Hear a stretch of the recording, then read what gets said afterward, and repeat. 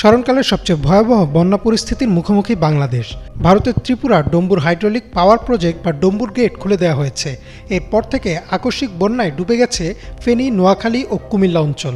সবচেয়ে ভয়াবহ অবস্থা ফেনীর ফুলগাজী, পরশুরাম ও ছাগলনাইয়া উপজেলায়। এমন পরিস্থিতিতে জনমনে প্রশ্ন আসছে, হঠাৎ কেন ৩১ বছর পর ভারত ডম্বুর গেট খুলে দিল? তবে কি হাসিনাকে ক্ষমতাচ্যুত করার প্রতিশোধ নিচ্ছে মোদি? ১৫ বছরের স্বৈরশাসনে অতিষ্ঠ হয়ে গত ৫ আগস্ট ঢাকার রাস্তায় নামে ছাত্র জনতার ঢল। গণঅভ্যুত্থানের মুখে পদত্যাগ করে দেশ ছেড়ে পালিয়ে যান শেখ হাসিনা।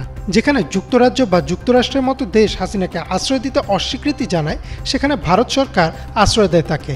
শুধু আশ্রয় না, হাসিনাকে এই ১৫ বছর ক্ষমতায় রাখার পেছনে অন্যতম ভূমিকা ছিল ভারতের।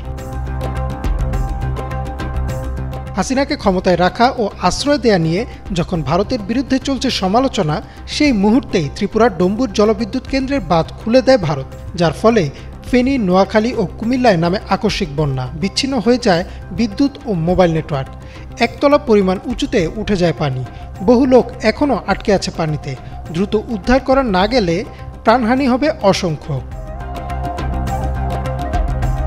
এখন প্রশ্ন উঠেছে, ভারত কি তবে ইচ্ছে করেই এই বাঁধ খুলে দিল?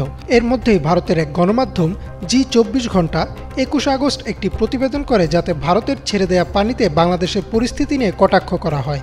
এরপর থেকেই বাংলাদেশের মানুষের মনে জন্ম নিয়েছে প্রচণ্ড ক্ষোভ।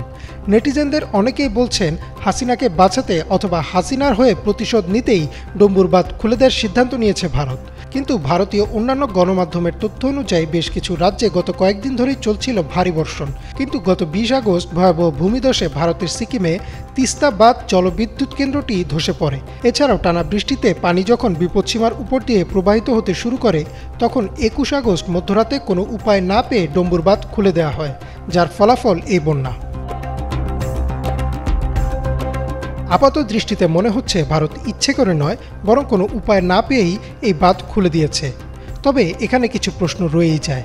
যেমন, বিগত ৩১ বছর ধরে এই বাঁধ বন্ধ করে রাখে ভারত, যার ফলে নাব্যতা হারায় গোমতী নদী। তাই যখন এই বাঁধ খুলে দেওয়া হলো, তখন অতিরিক্ত পানি ধারণ করতে পারেনি এই নদী।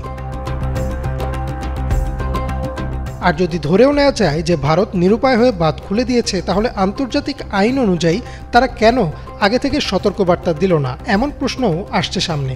ভারত যখন দেখছিল যে প্রচণ্ড বর্ষণ ও পাহাড়ি ঢলের কারণে পানি ধরে রাখা যাচ্ছিল না, তখনই তারা বাংলাদেশকে সতর্ক করে দিতে পারত।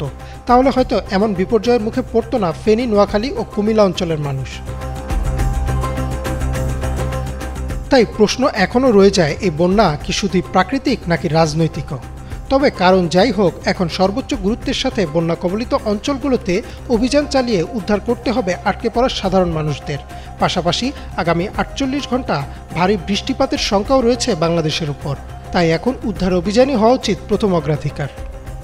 ইমরান মাহমুদ, বাংলা ভিশন।